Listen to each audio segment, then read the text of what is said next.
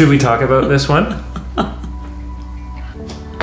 Should we? Yes, I think so. I think we should. And the reason I asked is because it's in such a crazy topic in the media these days. It sure is. Yeah. Multiple offers. And today we're going to talk about how to be successful in a multiple offer situation. There's really 5 things that you need in order for this to happen. You need highest price. Yep. You need the least amount of conditions possible. Dates. Preferred to the seller. Your deposit ready to go in a bank draft. And a great realtor on your team.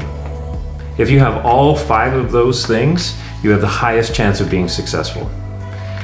So the biggest one now is price. Yeah. How do you decide what price to write in a multiple offer situation? The rule is it's basically a silent auction. Yeah, which is really tough for buyers. Yeah. It's tough for everyone except for the seller. Yeah. So how do you decide what is the right price to put down on that piece of paper to be successful? Well, your realtor comes into play in this one. And the best way, what Dana and I like to do, is give a value range. And these value ranges, of course, are based on comparables that have recently sold. And the value range starts from a good buy to what we call the have to have it price.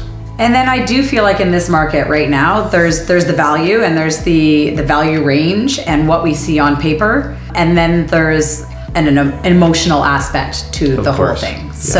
So that's our range. There's the, like Brett said, there's the, I'd like it if I got it for this price. Mm-hmm. And there's the, I have to have it. And sometimes, depending on the product, it's going past that have to have it price. That's right.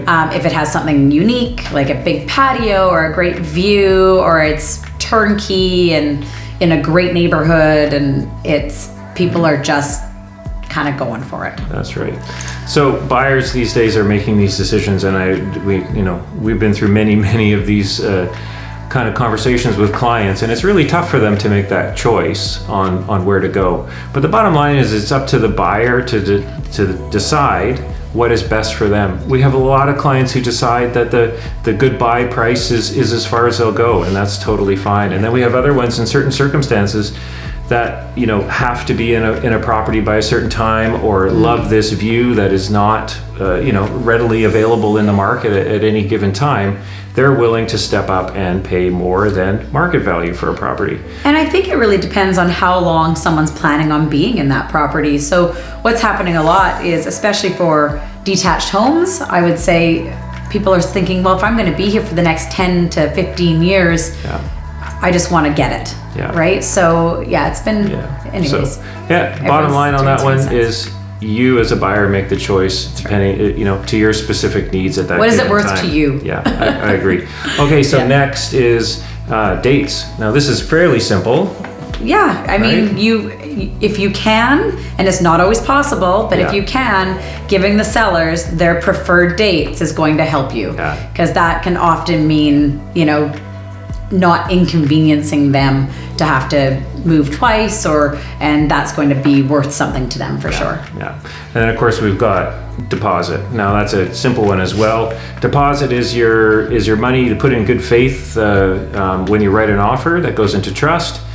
If that is in hand as a bank draft at the time you present your offer, then if the seller decides to go with your offer, the deal is firm at that point. If they're waiting for 3 or 4 days for the deposit to come in, that is a risk for them. So they tend to go with offers with deposits in hand. And sometimes people don't want to take that money out if they might not be successful, but ultimately I believe it's about $18 to get that bank draft. Right. So it's worth getting it and putting it back if you're not successful. Yeah. All right, so now here's a big topic is conditions. Yeah. Now of course these are subjects. Most offers, typically the way they're written is you write an offer, it's negotiated, and it's subject to things like financing, inspection, documentation, and so on.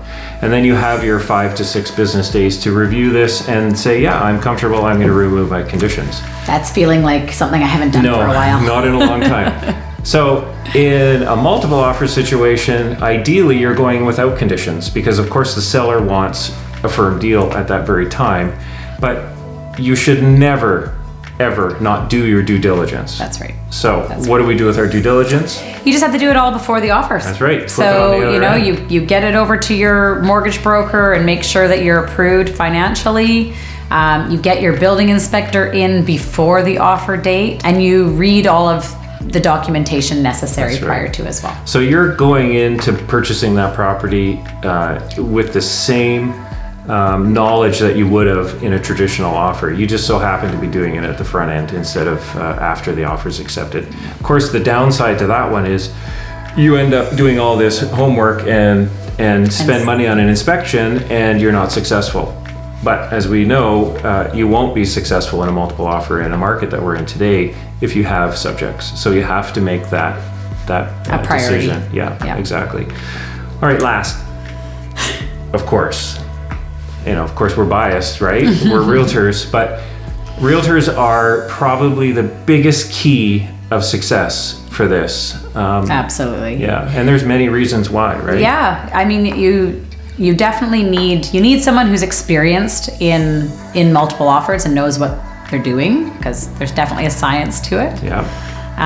You also need someone who understands that market. So if you are buying in a certain area, make sure you have someone who is experienced Yeah, in that area.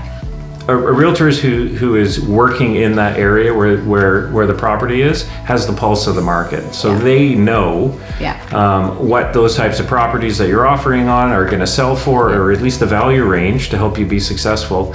If someone is coming from out of town and doesn't know the specific market, they may not be able to give you the advice they need because they haven't been in 10 offers in that location in the last 2 weeks type of thing. And then that rolls into also having relationships with realtors, so with other realtors, and being able to communicate well and have good relationships with realtors in that area. Yeah. So I mean, hey, this is a relationship business for sure. Absolutely. And realtors on the other end, when we're working with them, if they know that we're professional, respected, and do what we say we're going to do, they're gonna want to work with us for those reasons, right? So it's crucial that you have a realtor involved to help you with price strategy, to get you through the due diligence, and to have those relationships with realtors that are going to help you get across the finish line before anyone else.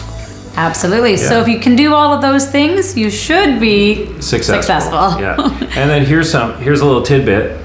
In a multiple offer situation, if you win, you always feel like you paid too much, and if you lose, you always wish you paid more. So just be prepared for that. Yeah. All right. So thanks so much for watching. We appreciate it, and we hope this has helped. Like, subscribe, and share. We'll see you in the next one.